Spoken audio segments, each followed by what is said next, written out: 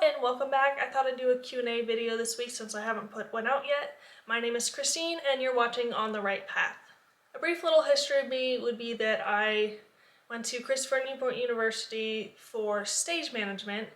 I, of course, don't like that anymore. I should have done costuming, but I didn't realize until my senior year that I actually like costuming more. For people who don't know, stage management is really stressful. You're in charge of absolutely everything. Everything that goes wrong is your fault because you didn't communicate or know about something on time, and I don't like that at all. Costuming, on the other hand, I didn't really get into until my senior year. I was on the wardrobe crew for one of our shows and I loved it. And at that point it was too late to change my concentration, so I was stuck with stage management, especially since I didn't want to add any more time to being at college. While I was still in college in my last year, I applied for the Disney College program, which is their internship, and I was denied. And then after I graduated, I applied again and I was accepted. Which is why I started this channel in the first place. Some people who go and do their DCP will film their experience so that others can kind of have an idea of what the program is about, but also just you're in Disney and it's a really fun atmosphere. And then after I finished my college program, I moved up to seasonal. I was in costuming, which is one of the roles that isn't super popular, so instead of being able to move directly to part or full-time, I had to go into seasonal first and wait for something to open up. Unfortunately, parks closed, we were furloughed, I was eventually laid off, which is how I ended up working at Hopewell Nursery. That in itself was an experience. And so during all this, I kind of decided that I was done doing the things that I was supposed to do. I was pretty happy at Disney. There were some things that I didn't like my hours.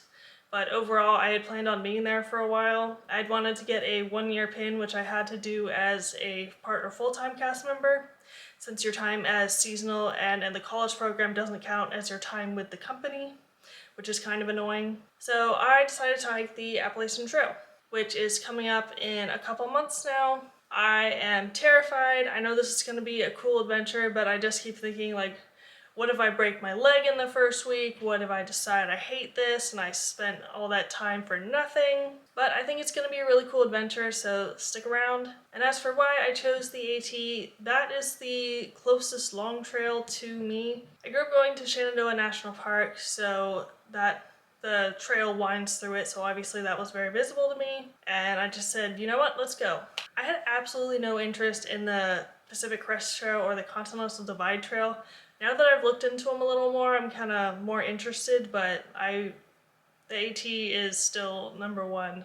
And I don't know if I'll be able to do another long trail, so I want to start with this one, and then we'll see from there. So during my hike, I want to raise money for a charity called Friends of Homeless Animals. This is the charity that all of our animals have come from, and we've been working very closely with them for several years now. We first got involved in them before I was born, actually. My mom was volunteering there, and then we adopted a dog named Snowball from them, and my grandparents adopted a dog named Teddy and another dog named Spot. And then when we were really young kids, my mom stopped volunteering there. In 2009, we started volunteering there again as dog walkers. That's when we met our dog Colby, and then several months later our dog Fiona. It's during this time that we also decided to start fostering dogs. Charlie was our first foster dog. We had about one dog a year. We temporarily fostered these two puppies named Peaches and Ripper, and it kind of just spiraled down from there. Between 2013 and 2021, we fostered over 100 dogs, most of them being puppies, because we had other dogs ourselves, and we were youngish children at the time, so we were kind of picky about what dogs we brought into the house, obviously. We fostered several mother dogs and their puppies, old dogs, young dogs, dogs that had to have their leg amputated, dogs that were missing an eye, and it was a really rewarding experience to be able to see them come out of their shell and eventually find their forever family. Unlike our other dogs, Angel started out as a foster before she was adopted. I will link to FOHA's YouTube channel if you want to check them out. They have a bunch of videos on the dogs that are currently available for adoption, dogs that have been available in the past, and I believe there's even a little tour of the shelter that you can check out. This is Shrimp Scampi. She is the first animal we adopted after moving out here. She is a little over a year old and she is best friends with Shark. This is Lobster. He's almost 3 years old. He is the only boy in our group and he can see ghosts. Can't you, buddy? And they like to chase him.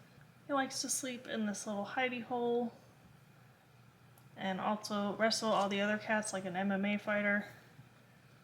Okay, bye. This is Kraken and Orca. They were the third and fourth animals we adopted since moving here. Ow. Kraken, turn around and look at them. Or not. Kraken is very food motivated. She loves doing things for treats. Orca, on the other hand, will get frustrated easily and stop doing whatever task you're trying to get her to do.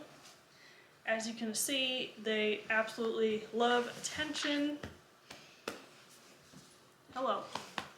They are almost 3 years old each, so they're kind of triplets with Lobster, especially since we don't actually know any of their birthdays except for Shrimp and Shark. This is Shark. She is the baby of the family. She is less than a year old. Out of all of our animals, she is the least sociable. She usually is hiding somewhere and taking a nap, which is where she's been for the past 3 hours when I couldn't find her. But now she's here. This is Stingray. She has 6 teeth, kidney issues.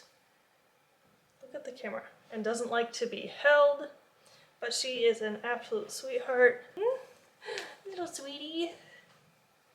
Most of these questions have been pretty chill and low-key, so I'm gonna throw a curveball out there and show you what the weirdest thing I have in my room is. These look like pill bottles, but they actually have teeth in them. This is Lobster's tooth. He broke it and it had to be removed. I don't remember whose teeth they are, but they're not looking like they're in great shape. Actually, I think these are Angel's teeth. These teeth are from different fosters we have. These two are from Nessie and Esme. I don't know where the rest of these came from. They probably fell out or had to be removed on their own. And in this tube, I have birdshot that came out of a dog who had to have her leg amputated. Not because of the birdshot, but because of something else. I don't know if this is going to be visible because it's kind of... tube's a little foggy and it's kind of clumpy looking, but... those are the weirdest things I have in my room. So since it is almost time for me to start my hike, I would like to try to upload 2 videos a week, my regular video on Friday and then another one on Tuesday, which if you're watching the video today, you'll know that I have uploaded on a Tuesday, which is outside my usual schedule. If for some reason I can't get a video up, it will be the Tuesday one. This is the first Q&A I've done, so if you have any more questions you would like me to answer, leave a comment down below, and I'll see you on Friday.